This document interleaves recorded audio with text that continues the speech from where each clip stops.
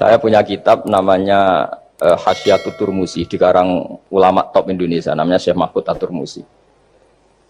Itu beliau cerita, Imam Al-Amudi itu ulama top, tapi dia itu unik. Tiap ngajar santrinya itu ngajar matematika, ngajar ilmu eksak. Terus ditanya, sampai muridnya itu ragu, ini guruku masuk surga enggak, ini kiai kok hanya ngajar matematika. Ya kira-kira ngajar, ya seperti mahasiswa jenengan kan, ini rektor masuk surga enggak, ngomong teknik terus gitu loh. Tapi gurunya kayaknya enggak terima, diuzoni santrinya itu enggak terima, karena beliau seorang wali. Murid-muridnya itu bermimpi. Ini penting saya ceritakan, mungkin agak aneh di dunia kampus ya, di bab ini. Kalau dalam teori kita, Pak On itu, mimpi sama nyata, melihat itu otoritatif mimpi. Ini yang agak aneh di ilmu pesantren. Jadi melihat jenengan langsung dengan mimpi itu otoritatif mimpi. Karena mimpi, ru'yal mukmin dijamin oleh Rasulullah sama dengan 46 juz'un minan nubuwah. Jadi persennya itu besar sekali, 46% dari juz'un minan nubuwah, otoritatifnya. Nah tentu tidur yang benar. Logikanya gini, kata-kata kitab-kitab menjelaskan. Orang kalau melihat langsung itu pasti terpengaruhi oleh cinta atau tidak cinta, senang atau tidak senang, sedang butuh apa enggak. Jadi kalau saya sedang butuh dengan Pak Rektor itu melihatnya dengan penuh harapan. Jadi kalau saya sakit mau mati itu senang lihat dokter karena ini harapan, Rektor nggak ngefek gitu kan gitu. Tapi kalau saya politikus ngelihat ketua partai itu lebih respect ketimbang melihat dokter. Jadi gara-gara banyak kepentingan ini melihat itu nggak pernah jujur itu. Nggak pernah jujur. Jadi kebodohan manusia justru karena melihat itu kalau dalam teori kita. Makanya kalau dalam teori pesantren itu kebalik, anna sunyamun wa idza matu intabahu. Manusia itu hakikatnya tidur, baru setelah mati bangun. Misalnya kita di dunia nganggap uang itu penting, harta itu penting, jabatan penting. Setelah kita mati ternyata yang paling penting itu hanya sujud. Karena kamu itu kenangan ketemu Allah terbaik itu sujud. Yang kita anggap penting di dunia semuanya tidak penting. Yang kita anggap sepele kayak sholat ternyata itu super penting. Tapi sadar itu nunggu nanti di akhirat. Ya, saya ini termasuk syukur yang sadar sebelum sampai akhirat. Jadi termasuk orang yang beruntung ya, gitu. Nah, kenapa mimpi itu begitu penting? Karena tadi ketika orang tidur itu off semua. Sistem sarafnya, sistem apanya. Yang ada hanya pengendalian Tuhan. Karena dia tidak bisa mengendalikan dirinya sendiri. Apalagi kalau tidurnya benar ya tentu pakai wudhu, terus pakai doa-doa, terus menghadap kayak mayit itulah standar mayit, menghadap ke kiblat kayak posisi mayit itu. Sehingga dia ada intervensi pada dirinya sendiri, ya tidak punya keinginan dari dirinya sendiri. Kamu kan nggak bisa ingin wah tidur ingin ketemu wanita cantik kan tidak bisa tentukan gitu. Akhirnya ya benar-benar hanya milik Allah. Apalagi kalau kita bacanya benar, terus pikirannya benar. Makanya uniknya dalam Islam adalah doa mau tidur dengan wiridan setelah sholat itu ajarannya Nabi banyak mau tidur. Wiridan subhanallah 33, alhamdulillah 33, akbar 33 dan disempurnakan seterusnya itu. Itu ijazah Nabi kepada Sayyidah Fatimah itu untuk mau apa? Tidur. Bismika wada'tu jambi wa bismika arfa'u. Sampai doanya panjang. Allahumma aljatu zuhri ilaika. Panjang sekali doa mau tidur. Saya yakin jenengan tidak hafal dan tidak. Paling ya bismika wada'tu jambi apa? Bismika Allahumma ahyawamu. Itu sebagian ustadz bilang itu doa ngaji katanya. Oh, itu.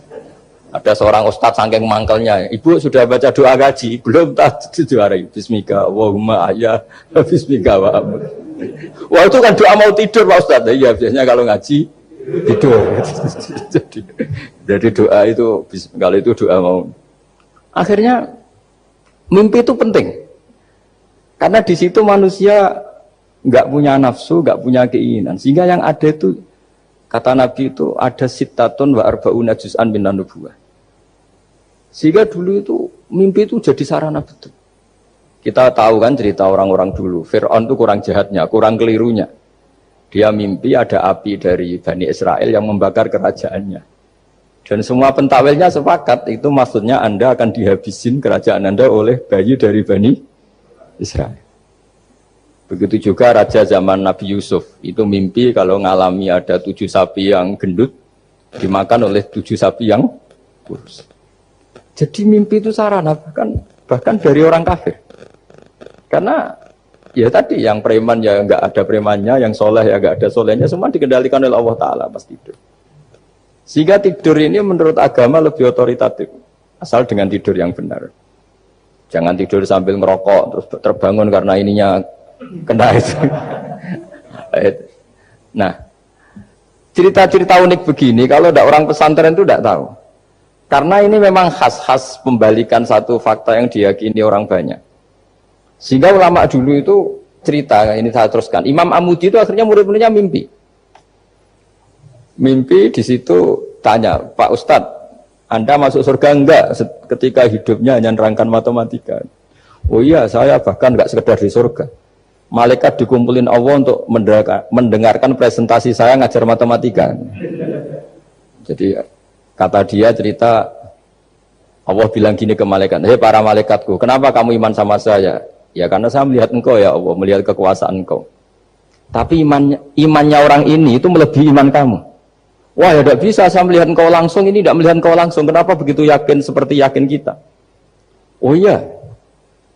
Terus Imam Amudi, silahkan ajari matematika. Imam Amudi mulai ngajari matematika. Terus beliau ngajari ya sederhana. Angka 2, 3 sampai ribuan sampai jutaan itu bin nisbat ilal wahid nisbatun wahidah, yaitu nisbatul far'i ilal asli. Hanya ngajar itu dok. Dunia ini apapun banyaknya variannya, apapun banyak makhluknya, itu semuanya adalah nisbatul far'i ilal asli. Angka 2 ya cabangnya 1, 1 juta ya cabangnya 1, semua itu dimulai dari 1. Jadi di mana-mana hitungan itu dimulai dari 1. Dan 1 ini harus ada, yaitu Tuhan. Matematika akhirnya malaikat, wah keren juga maksudnya. Keren juga maksudnya. Akhirnya Allah bilang, dan itu didawuhkan juga oleh Rasulullah SAW, tuba liman amana bi walam yaroni. Yang hebat itu imannya orang yang enggak melihat saya. Makanya masyhur itu malaikat ditanya Allah, siapa imannya yang paling kuat? Ya kita, karena melihat engkau langsung ya Allah. Para nabi. Terus tapi yang dari sekian pertanyaan itu jawab sama, yang paling ajaib adalah umat-umat Muhammad di akhir zaman, nggak menangi nabinya, juga nggak pernah lihat surga neraka, tapi iman sama saya. Dan mereka punya cara untuk imannya itu berkualitas sama dengan kamu para malaikat. Ya diantaranya dengan cara logika tadi yang saya utarakan tadi. Am khuliqu min ghairi syai'in am humul khaliqun. Kalau alam raya ini wujud, maka penyebabnya harus sesuatu yang wujud. Masa sesuatu yang nggak wujud menyebabkan yang wujud? Kalau angka 10 ada, 1 juta ada, pasti dimulai angka 1. Makanya nisbatus naini wal arba'ah ila ma la nihayatalaha, itu semuanya nisbatul far'i ilal asli. Semua angka berapapun jumlahnya itu binisbat ilal wahid adalah nisbatul far'i ilal asli. Itu cara-cara, makanya tadi kajian ilmu itu tidak ada habis-habis. Makanya perasaan saya itu kemungkinan orang Islam jadi ateis itu kecil, Pak Fatullah. Saya punya kitab, ini saya ulang lagi, kitab calon wali. Kenapa saya sering cerita wali? Kalau di kampus itu kan orang inginnya ya jadi dekan, jadi rektor, atau jadi menteri lah kira-kira gitu.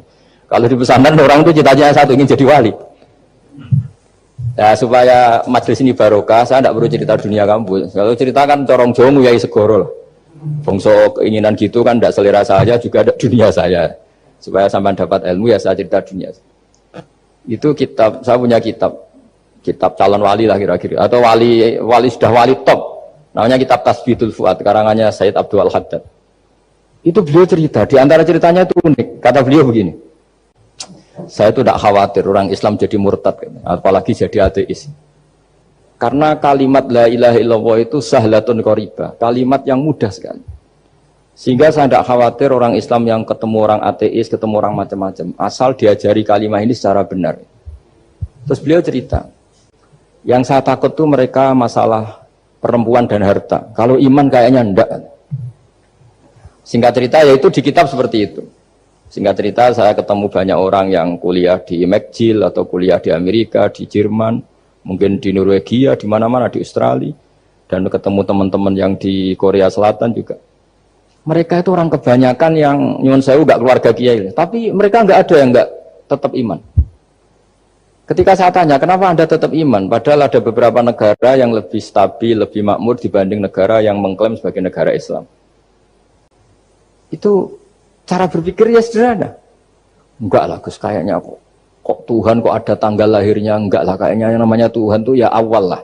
Masa pencipta langit bumi dituhani orang yang lahirnya di bumi, kayak enggak lah kayaknya. Jadi ya berpikir jelas. Padahal ya kurang ajarnya Masya Allah. Anak ini ya dugem ya macam-macam, tapi kalau ditanya disuruh yang lain enggak mau dia. Enggak lah, kayak yang benar tetap Islam. Karena kalimat ini, yaitu tadi eksistensi Tuhan, tadi eksistensi Allah itu, la ilaha illallah itu kalimatun sahlah, kalimatun qoribah, kalimah yang begitu mudah difahami. Kenapa mudah difahami? Misalnya kita ngaji, Tuhan itu siapa? Yang menciptakan langit dan bumi. Dengan misalnya perbandingan Tuhan itu siapa? Yang lahir di bumi tahun sekian. Enak mana cara kita menerima itu? Kan keren yang menciptakan langit dan bumi. Tuhan itu siapa? Yang ada sebelum langit dan bumi. Dengan misalnya Tuhan adalah yang lahir di bumi. Keren mana aja. Nah, bayangkan kalau kita punya Tuhan Fir'aun. Sudah mati jadi tontonan kan, terus gak keren maksudnya punya Tuhan kok seperti itu. Nah ini yang katanya Syekh Abdul Haddad, kalimat ini sahlatun qoribah. Sehingga kalimat ini pula yang kita dilatih, la ilaha illallah kalimatu haqqin 'alaiha nahya wa 'alaiha namut wa 'alaiha nub'ats atau wa biha nub'ats insyaallah taala minal aminin.